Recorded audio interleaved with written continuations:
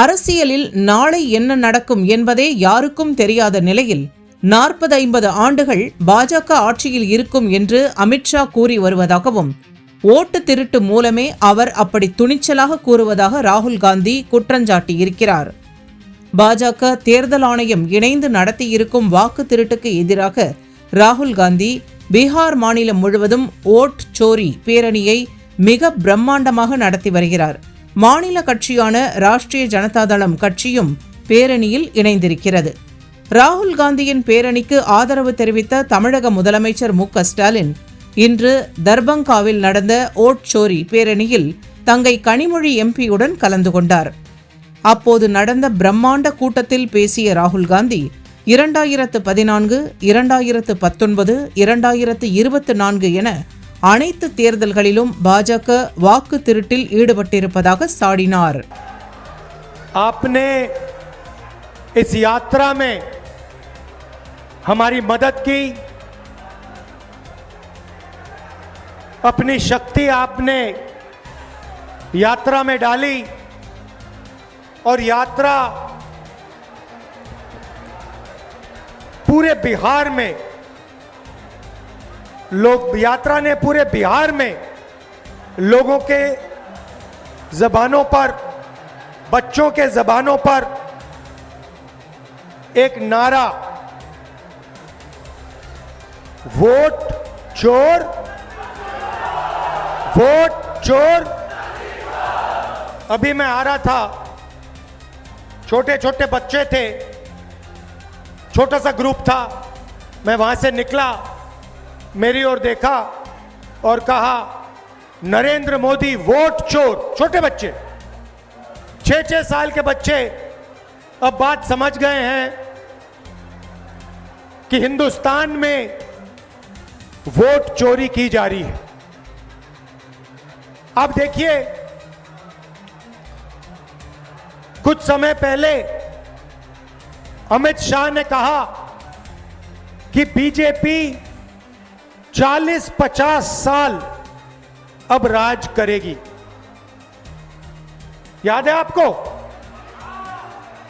अब राजनीति में कल क्या होगा किसी को नहीं मालूम, मगर अमित शाह को 40 साल की राजनीति मालूम है। कैसे? वोट चोर। इलेक्शन आता है, ओपिनियन पोल आते हैं और उसमें ओपिनियन पोल हमारे जो मीडिया वाले कहते हैं, हरियाणा में कहा कि कांग्रेस पार्टी जीतेगी। नरेंद्र मोदी और अमित शाह कहते हैं बीजेपी जीतेगी और आंकड़े देते हैं 300 पार। 2014 में, 2019 में ओपिनियन पोल कुछ और कह रहे थे। नरेंद्र मोदी जी 2019 के चुनाव के बाद रिजल्ट आने से पहले प्रेस कॉन्फ्रेंस करते हैं, कहते हैं 300 सीटें आएंगी। हिंदुस्तान के सारे पोलस्टर कुछ और कह रहे हैं, ओपिनियन पोल कुछ और कह रहे हैं। नरेंद्र मोदी कहता है 300 सीट आएंगी। कितनी आई? 300 आई। क्यों? वोट चोर। भाइयों और बहनों, सच्चाई है कि ये पहले गुजरात में शुरू हुआ। ये 2014 से पहले गुजरात में शुरू हुआ और 2014 में नेशनल लेवल पे ये लोग इसको लाए।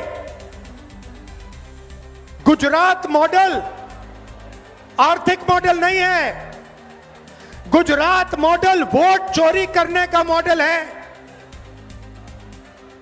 और इस मॉडल को ये 2014 में नेशनल लेवल पे लाए। आप देखिए, मध्य प्रदेश का चुनाव चोरी किया, हरियाणा का किया, महाराष्ट्र का किया। हम कुछ बोलते नहीं थे क्योंकि सबूत नहीं था, मगर महाराष्ट्र में सबूत मिल गया। इन्होंने कुछ ज्यादा कर दिया। लोकसभा में हमारा गठबंधन जीतता है, 4 महीने बाद असेंबली इलेक्शन होता है, हमारे गठबंधन जमीन पे दिखता ही नहीं है, खत्म। फर्क क्या था? फर्क था कि लोकसभा में जितने वोट हमें मिले उतने ही हमें विधानसभा में मिले। इलेक्शन कमीशन ने लाखों वोट जोड़े, तकरीबन 1 करोड़ वोट लोकसभा के बाद जोड़े। वो सारे के सारे वोट बीजेपी के खाते में जाते हैं और उन वोटों से बीजेपी चुनाव जीतती है। हमने इलेक्शन कमीशन से पूछा, हमें वोटर लिस्ट दीजिए, कहते नहीं देंगे।